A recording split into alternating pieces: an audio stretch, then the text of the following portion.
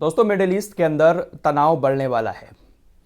America और Iran के बीच अब जंग शुरू होने के पूरे चांसेस नजर आ रहे हैं। काफी दिनों से इजराइल और अमेरिका ईरान के ऊपर आरोप लगा रहे हैं कि जो कुछ भी मिडिल ईस्ट के अंदर हो रहा है वो ईरान के कहने पर हो रहा है। उन सब के पीछे ईरान का हाथ है।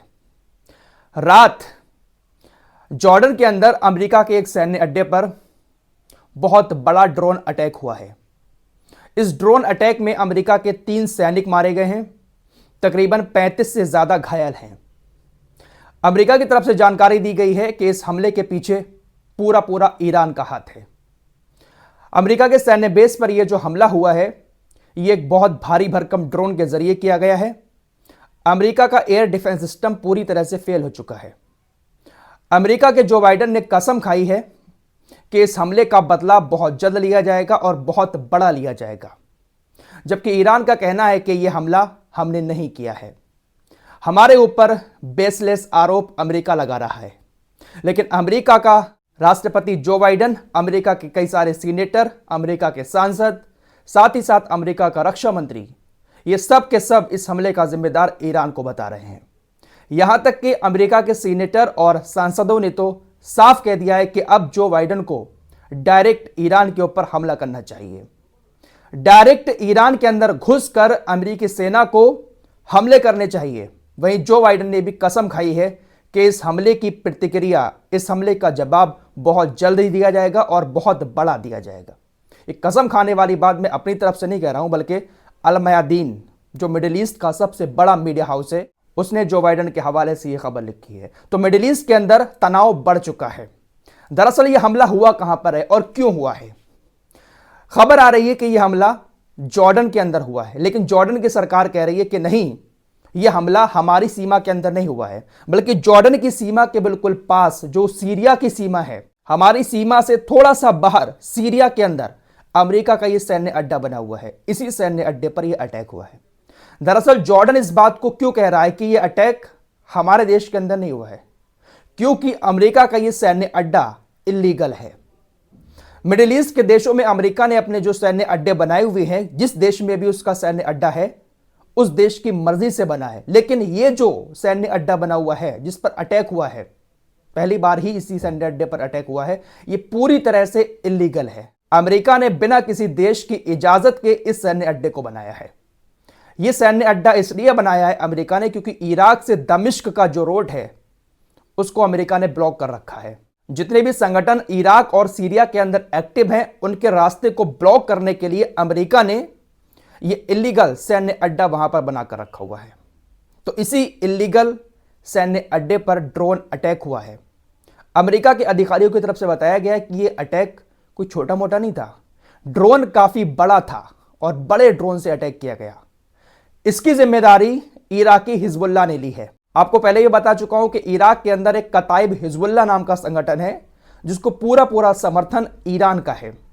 तो इस हमले की जिम्मेदारी इसी कताइब हिजबुल्लाह नाम के संगठन ने ली है। लेकिन अमेरिका के ऊपर 2020 के बाद मिडिल ईस्ट में यह सबसे बड़ा हमला है। 3 सैनिकों के मारे जाने की खबर है।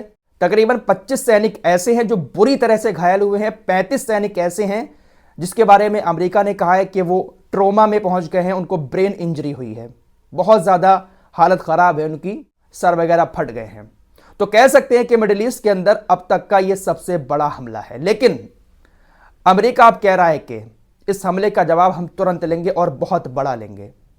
बहुत सारे नेता अमेरिका के ये बात कह रहे हैं कि ईरान ने इस हमले को किया है। मिडिल ईस्ट के अंदर ईरान के जितने भी संगठन चल रहे हैं, आतंकी संगठन जिनको बताया जा रहा है, तो मिडिल ईस्ट के उन सभी आतंकी संगठनों को चुन चुन कर मारेंगे। साथ ही साथ ईरान के अंदर घुसकर भी ईरान के ऊपर हमला करेंगे। व्हाइट हाउस के अंदर भी इस बात को लेकर इमरजेंसी मीटिंग हुई। रिपोर्ट आपकी स्क्रीन पर है, जिसमें इस बात को लेकर चर्चा हो रही है, क्या इस हमले का जवाब डायरेक्ट ईरान के अंदर घुसकर देना सही रहेगा?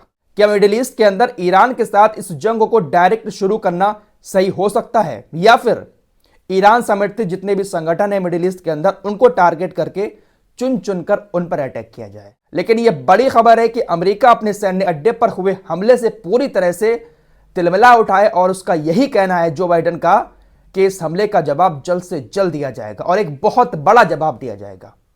अगर अमेरिका ने ईरान के ऊपर हमला कर दिया तो वर्ल्ड वॉर 3 जो है ना, समझ लो वो शुरू हो चुका है। डोनाल्ड ट्रंप ने भी यही कहा है कि मिडिल ईस्ट के अंदर अगर मैं होता तो इस तरह के हमले अमेरिका के ऊपर नहीं होते और यह वर्ल्ड वॉर 3 की शुरुआत है।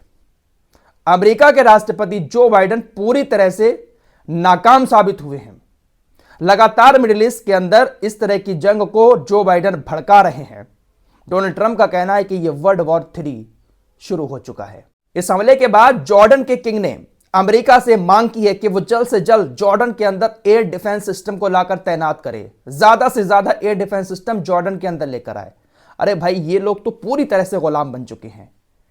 फौरन स्टेटमेंट आ गया और इस हमले की जॉर्डन ने कड़े शब्दों में निंदा की है। जॉर्डन साफ सुथरा बच रहा है क्योंकि इल्लीगल सैन्य अड्डा है और यह अड्डा जॉर्डन के अंदर ही है। जॉर्डन और सीरिया के बिल्कुल बॉर्डर पर है, लेकिन यह बंदा कह रहा है कि जॉर्डन के अंदर ही सैन्य अड्डा नहीं है। इलीगल तरह से अमेरिका ने यह अड्डा बनाया है, लेकिन यह अपने आप को बचा रहा है और एयर डिफेंस सिस्टम मंगा रहा है। वहीं ईरान ने भी अपने सारे एयर डिफेंस सिस्टम को एक्टिव मोड पर डाल दिया है। IRGC का बयान आया है कि जमीनी स्तर पर भी हमारी सेना रेड अलर्ट पर आ गई है। साथ ही साथ वायुसेना ने भी अपना रेड मोड ऑन कर दिया है। वहीं इराकी सूत्रों का कहना है कि अमेरिका के सैनिकों की ये जो मौत हुई है और अमेरिका के सैन्य बेस पर यह जो हमला हुआ है वो अचानक से नहीं हुआ है, बल्कि इसकी पूरी तैयारी की गई। अमेरिका ने इराकी सशस्त्र बलों के ठिकाने पर जो हमले किए थे, जिसमें 1-2 कमांडर मारे गए थे, ये उन हमलों के जवाब में अमेरिका के सैन्य अड्डे पर हमला किया गया है। इस्लामिक रेसिस्टेंस भी इसके पीछे था। कताइब हिजबुल्लाह, इस्लामिक रेसिस्टेंस, ये सारे संगठन ऐसे हैं जो इराक और सीरिया के अंदर एक्टिव हैं। दोस्तों, अमेरिका के अधिकारी अब इस बात की भी जांच कर रहे हैं कि आखिर हमारा एयर डिफेंस सिस्टम काम क्यों नहीं कर पाया। एक भारी भरकम ड्रोन आता है, हमारे सैन्य अड्डे पर इतना बड़ा हमला करके चला जाता है, लेकिन हमारा एयर डिफेंस सिस्टम इसको नहीं रोक पाया।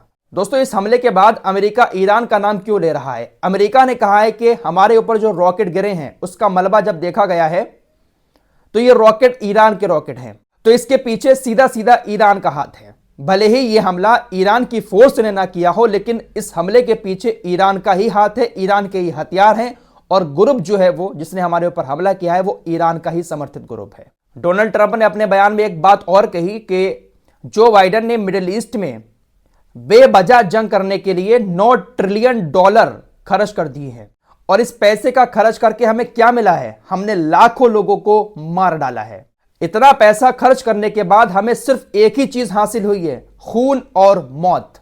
यह शर्म की बात है। फिलहाल देखते हैं कि अमेरिका इसका जवाब कैसे देता है। फिलहाल अमेरिका के रक्षा मंत्री लॉयड ऑस्टिन ने कहा है कि हम तय करेंगे कि कहां पर हमें हमला करना है और किस टाइम करना है, यह अब हम तय करेंगे।